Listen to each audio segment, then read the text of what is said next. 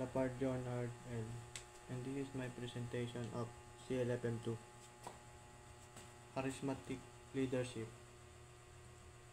Ito ay isang uri ng pamumuno na kung saan ang leader ay may malakas na personalidad at karisma. Na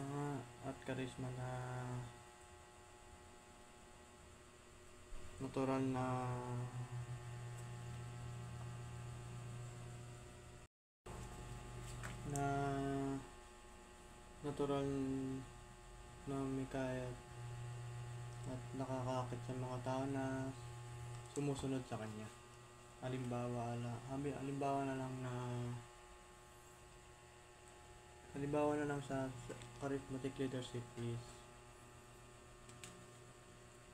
yung pamumuno ng gamit ang karisma at tiwala sa sarili.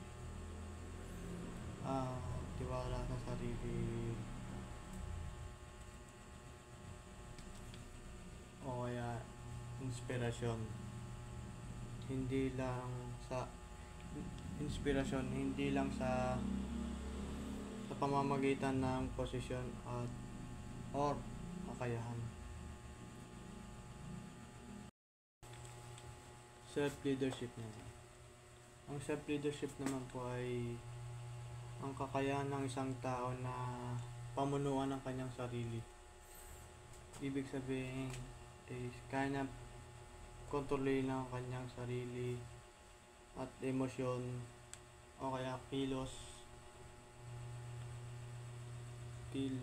at mga desisyon na makamit ang mga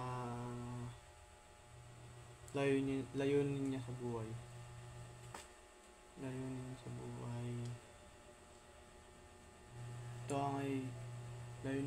Ito ay kusang loob na paggabay sa sarili para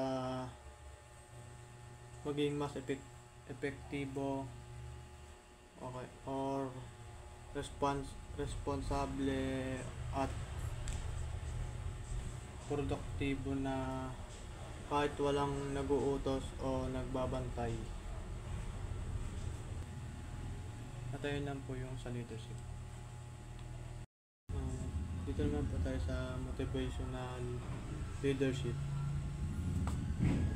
Ang motivational leadership naman ay estilo ng pamumuno kung saan ang isang leadership ay nagbibigay ng inspirasyon, lakas ng loob at motibasyon sa kanyang mga kasamahan or team upang makamit ang mga layunin nila.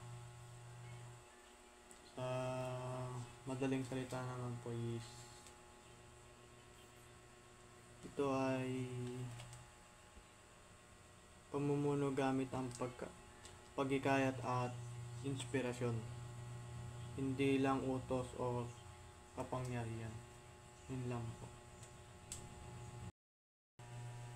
Dito naman tayo sa self-leadership.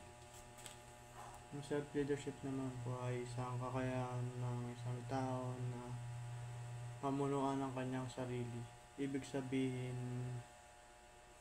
kaya niya kontrolin ang kanyang pag-iisip at kaya niya rin kontrolin ang kanyang emosyon or kilos sa mga desisyon upang makamit ang mga layunin niya sa buhay.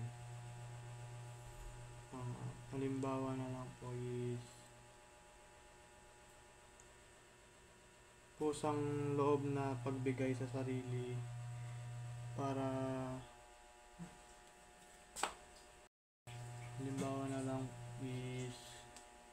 kusang loob na paggabay sa sarili para maging mas epektibo or responsable at